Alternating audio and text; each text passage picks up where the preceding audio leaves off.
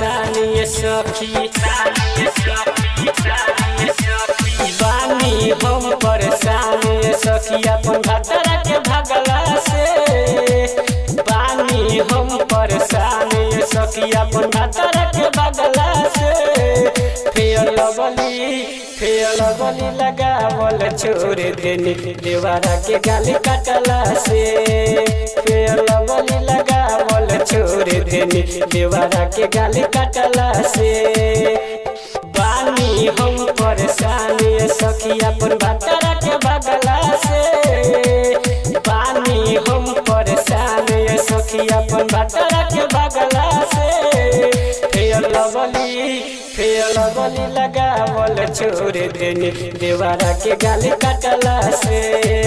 fair lovely लगावल छोड़ देनी देवारा के गाली काटला से फेयर लवली लगावल छोड़ देनी देवारा के गाली काटला से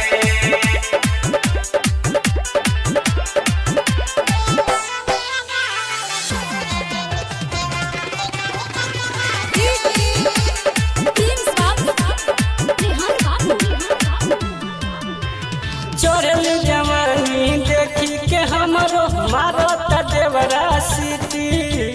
खाई चाहेला सुनाय सखी चूल्हा में सिक के लिट्टी हो चोरल जवानी देखी के हमरो मारत देवरा सीटी खाई चाहेला सुनाय सखी चूल्हा में सिक के लिट्टी शौक सिंगार नहीं पूरा होखेला शौक सिंगार नहीं पूरा होखेला एकरार ढकला से शौक सिंगार नहीं पूरा होखेला एकरार ढकला से होठ लाली लगावल छोड़ देनी देवारा के होठ चटला से फेयर लवली लगावल छोड़ देनी देवारा के गाली काटला से म्यूजिक बाय सोनू निराला फेयर लवली लगावल छोड़ देनी देवारा के गाली काटला से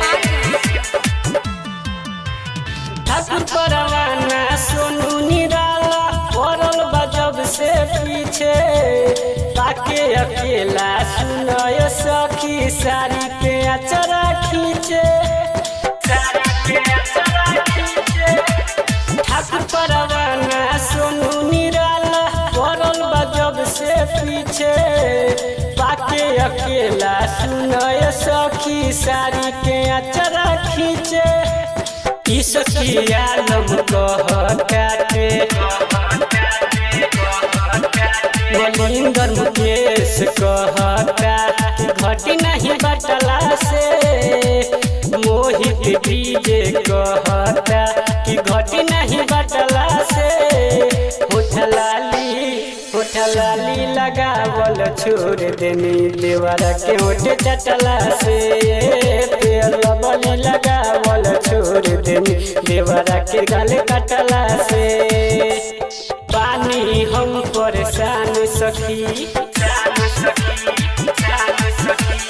बानी हम परेशान सखी अपन भतरा के भगला से बानी हम परेशान सखी अपन भतरा के भगला से फेयर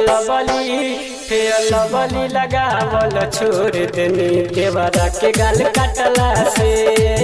फेयर लवली लगा